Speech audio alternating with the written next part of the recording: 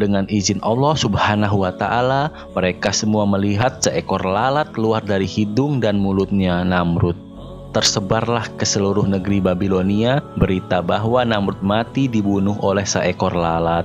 Tuhan mati karena seekor lalat. Subhanallah.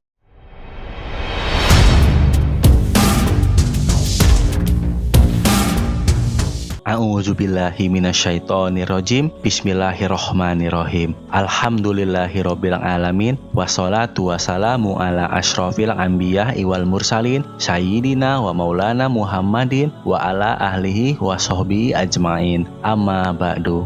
Halo teman-teman, berjumpa lagi dengan Asyidik Channel. Pada episode kali ini, kita akan melanjutkan kisah Ibrahim alaihissalam yang mana kemarin sudah kita bahas sampai Ibrahim berdebat sama Namrud yang mengaku Tuhan. Bagaikan petir di siang bolong, Namrud langsung diam tak berkutik. Hujah Ibrahim alaihissalam mengena tepat sasaran. Namrud langsung kalah, wajah Namrud lesu dan memerah. Pengakuan Namrud sebagai Tuhan dipatahkan oleh Ibrahim alaihissalam. Namrud dibuat malu di depan rakyatnya.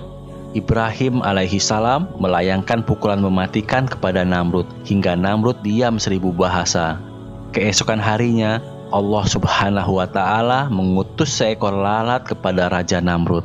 Sepanjang hari lalat itu terus mengikuti Namrud, dipukul pergi, terus nanti datang lagi. Lalat itu terus mengganggu. Namrud dibuat capek, pusing, kesal oleh lalat ini. Pokoknya lalat ini selalu mengikutinya. Di mana dia berada, di situ ada lalat.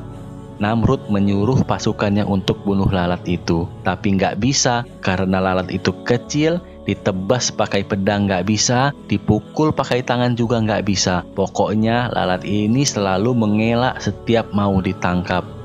Malam pun tiba. Namrud lelah berhari-hari menghadapi lalat ini dan dia pun tertidur di atas singgasananya. Saat tertidur, tiba-tiba lalat tersebut masuk ke lubang hidungnya, bergerak-gerak di dalam kepalanya, dipukul-pukul kepalanya. Namrud berteriak-teriak kayak orang gila. Semakin dipukul, semakin gak mau keluar, malah semakin masuk sampai ke otak. Dia berguling-guling sejadi-jadinya. Namrud sangat tersiksa. Bayangkan saja teman-teman, kita manusia satu hari aja nggak makan, nggak minum, nggak tidur, badan rasanya mau remuk. Ini Namrud 40 hari, tidak makan, tidak minum, nggak buang air kecil, nggak buang air besar, sambil merasakan lalat bergerak-gerak di otaknya. Riwayat lain mengatakan lalat itu terus berada di dalam kepala Namrud sampai 400 tahun. Ada riwayat yang menyebutkan bahwa Allah Subhanahu wa Ta'ala mengirim seorang malaikat kepada Namrud yang memerintahkan kepadanya agar beriman. Namun, ia menolak dan bersiap berperang melawan Allah. Subhanallah. Akhirnya, di hari ke-40, Namrud jatuh tersungkur dan mati. Semua anggota keluarga, kerajaan, dan rakyatnya yang menganggap dia Tuhan yang selalu bersujud kepadanya berkumpul melihat kematian Namrud. Dengan izin Allah Subhanahu wa Ta'ala, mereka semua melihat seekor lalat keluar dari hidung dan mulutnya Namrud.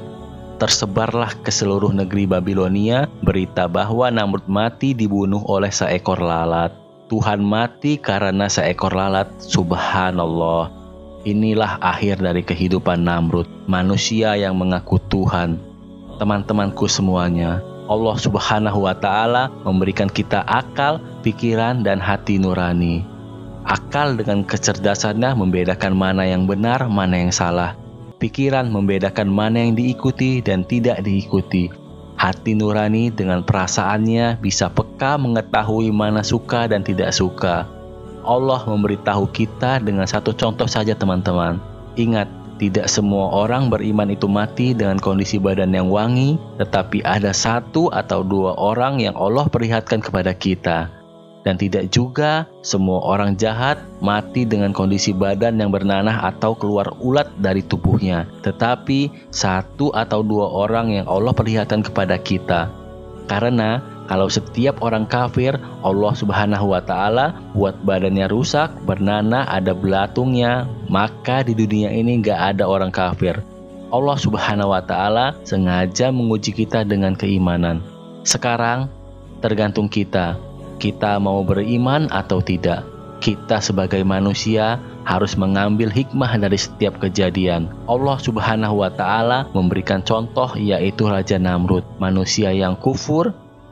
Kita harus peka, harus tanggap, jangan sampai kita seperti Namrud.